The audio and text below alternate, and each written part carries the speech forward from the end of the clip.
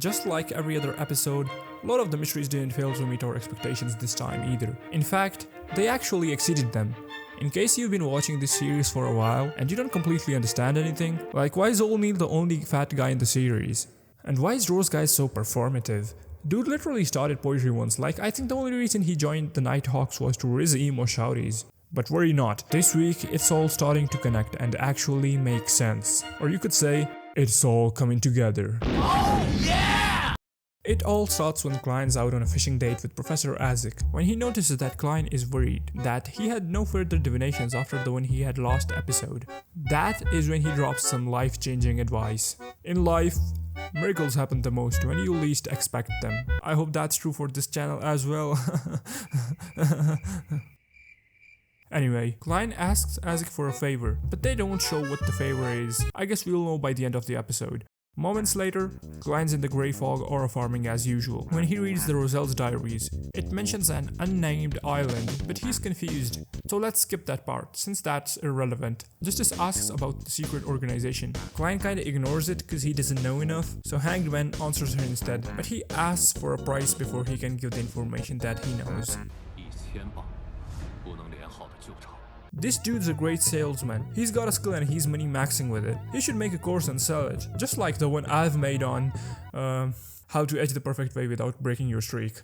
Links in the description. Back to the story. Justice accepts the offer and Hanged Man speaks. There are over 100 secret organizations, but ancient organizations from the 4th epoch include the Secret Order, the Demoness Sect, and the Moses Ascetic Order, out of which the oldest is Moses Ascetic Order. Sequence 9 of their pathway is Mystery Prior, which is also Old Man Neil's pathway. They worship knowledge and call their god the Hidden Sage. Mommy, I need a heal! It used to be widely respected, but now it has turned into an evil organization. But how could that be? How did an organization of knowledge become so evil? Legend has it that the Hidden Sage came to life, which became the personification of an evil god. What the fuck? I'm not gonna lie, they could have come up with a better reason. This shit is so basic. Orders from the 4th epoch include the Rose School of Thought and the Numinous I don't know how the fuck you pronounce that, but they worship that. Also the others such as Aurora Order and Psychology Alchemists only appeared recently in the last 200 to 300 years. The meeting ends and Klein's at his home, wondering if Isaac's gonna help him or not. That's when he hears a newspaper kid yelling about the strange paranormal activities at the docks. Klein thinks that it's Isaac's work. He tells them to stop and rushes outside, but he bumps into Melissa and Benson on the way. Oh shit, Klein, you got a gun? What the fuck? That's the equivalent of me telling my parents I was torrenting some shit when they catch me watching porn. Always them goddamn ads, you know? Klein heads to work, only to meet old Neil deGrasse Tyson drinking beer with his old friend Haver, who works for the mandated Punishers. He tells them about the dock incident, where only worshippers of the Evernight goddess are being attacked. He suspects an evil order was behind all this. He then mentions that the spirit bodies look like they were dead from the 4th epoch, which confirms that it was Isaac's doing. That's what Klein wanted Isaac to do. Make the Nighthawks go after the spirits so he can get his hands on the sealed artifact. God damn, this dude is a smartass. Then Dunn calls for them and tells them about the factory's incident and hands it to Neil since he knows the area better. Klein insists that he goes as well. He also suggests they use the mutated sun emblem to banish the spirits, the same way they did on the Wraith in the castle. Actually, Klein wants to get his hands on the sealed artifact so he can use it to create a flaring sun charm to use it against the mastermind at the factory. They leave along with Mr. Smex and they go to the site of the incident. Isaac's spirits take over everyone. The sun emblem starts activating. That's when Isaac commands them to perish. Everyone's back to normal. Now they're watching, so they perform the weird ass fake ritual to make them look like they actually made the spirits perish. And remember the pregnant lady from the last episode? The one that was carrying Lavinus' child. Yeah, we meet her again in this episode. Hever saves her from getting into an accident. Turns out Hever is assigned to watch over her. His task is this pregnant lady. Being a good crewmate, one should always do their tasks, and Hever is assigned to do her. Holy shit, lucky motherfucker. Jokes aside, how does one do a pregnant lady? Like imagine your wife is pregnant and you wanna get freaky. Does she get double pregnant or something? Or does it make the fetus strong? I don't really know guys. I'm an engineering major.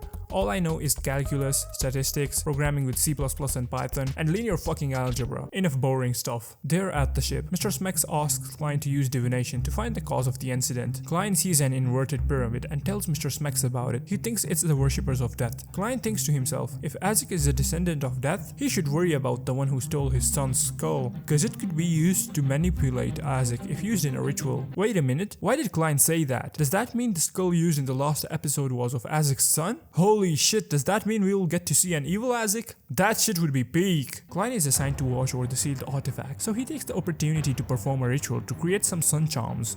Mr. Smacks feels something is fishy. Suddenly, a fish appears. Get it?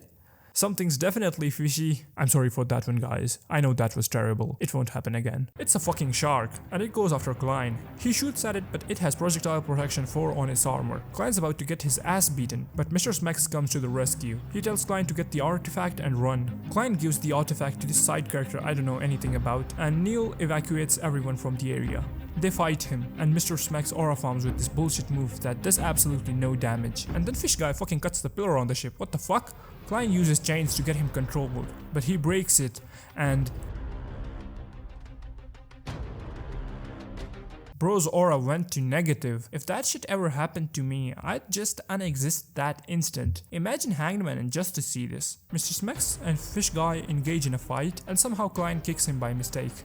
Neil uses the opportunity to use his ability to control the fish guy. Suddenly he notices it's actually Haver. Since he has derailed, he's beyond saving, so Neil decides to do the job himself. Old Neil is fucking depressed because Haver was the only friend from his old friend group to be alive. The remaining have died, including his wife who used to play the piano. Neil plays the piano in their memory. Klein notices that Neil's house is so gloomy. He wonders if Haver could get derailed. Then what if he himself gets derailed? He decides it's time to step things up, and they end the episode with this. Yeah, that was the episode in a nutshell. It was pretty interesting, just like every other Lord of the Mysteries episode. I'm honestly excited for what's coming next. I can't wait for Klein to face Lavinus, and I want to see more of Isaac in action. That would be crazy. Crazy? I was crazy once. Thanks for staying to the end, guys. It really means the world to me, and I'm not exaggerating, okay? Anyway, I'll upload another video soon, so don't miss me too much. Bye bye!